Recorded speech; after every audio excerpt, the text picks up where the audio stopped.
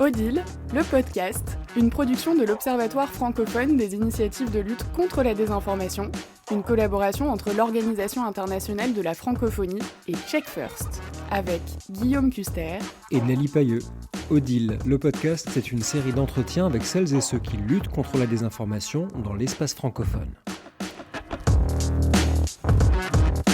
On va parler dans ce podcast des acteurs de la lutte contre la désinformation dans l'espace francophone. Qu'est-ce que ça veut dire ? C'est tous ceux qui utilisent la langue française pour aller vérifier de l'information qui paraît un peu douteuse sur Internet. Donc il y a une partie vérification, il y a une partie académique aussi, avec des universitaires par exemple. Il y a une partie institutionnelle avec les organisations qui mettent des moyens pour aller lutter contre la désinformation, puisqu'on sait que particulièrement durant la pandémie, il y a eu une explosion de la désinformation en ligne et c'est précisément ce qui va nous occuper de savoir comment on peut se mettre en route, se mettre en ordre de marche pour essayer de lutter contre ce fléau.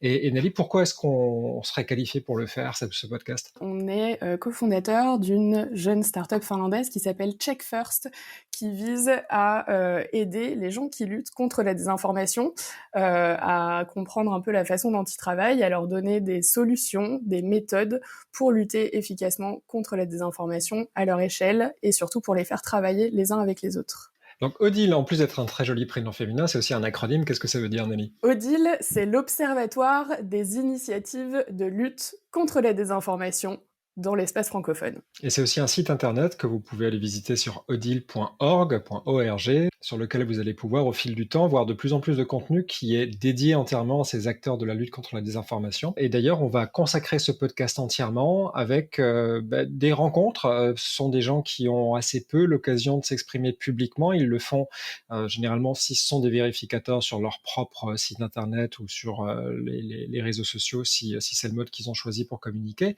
Les institutionnels le font généralement sous la forme de communiqués. Là, ce seront des conversations de gré à gré. On va accueillir des invités dans ce podcast tout au long des mois à venir, Nelly. Oui, tout à fait. On va dresser le portrait d'une dizaine d'initiatives de lutte contre la désinformation dans l'espace francophone.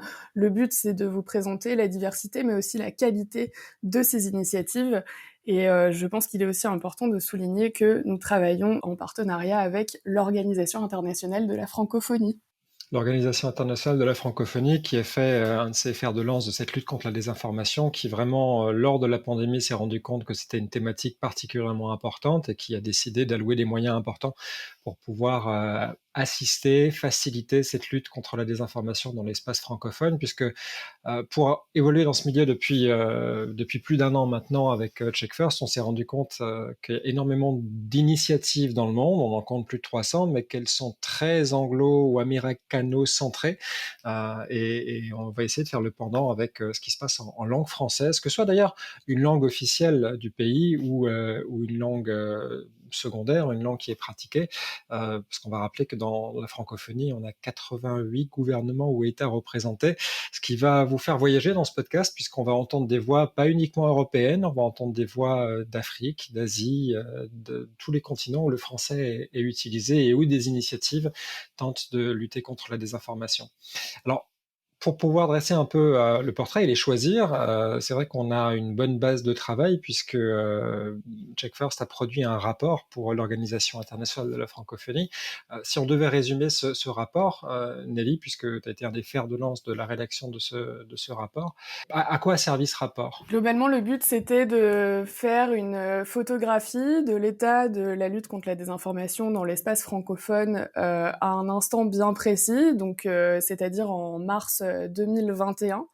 Un an après en fait le premier confinement français. L'idée c'était de voir la façon dont les personnes qui luttent contre la désinformation ont pu s'organiser, quel était le niveau de professionnalisation des structures, quels outils elles utilisaient. Guillaume, tu as parlé de la francophonie tout à l'heure.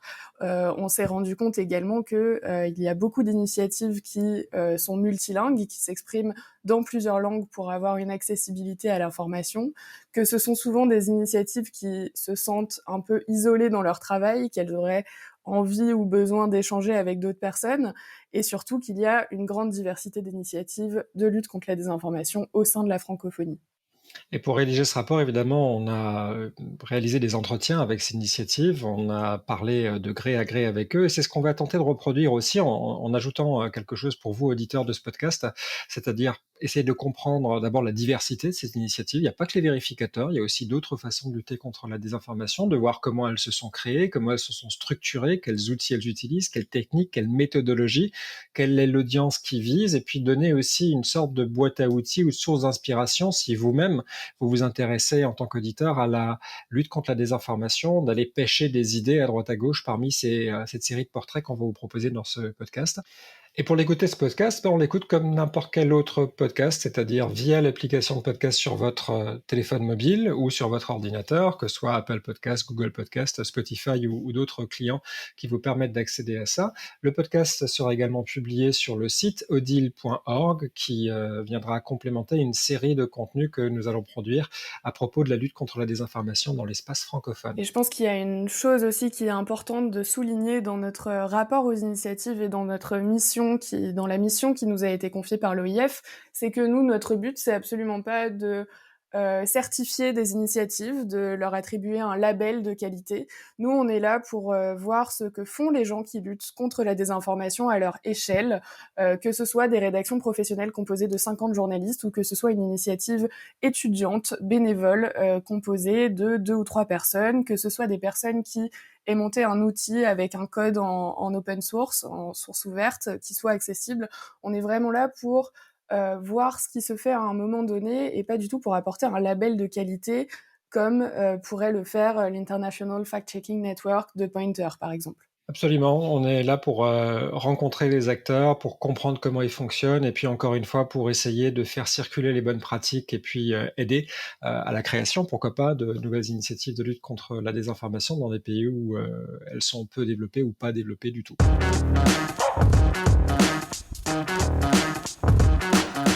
Merci de nous avoir suivis. Retrouvez Odile, le podcast, dans tous vos lecteurs de podcasts favoris.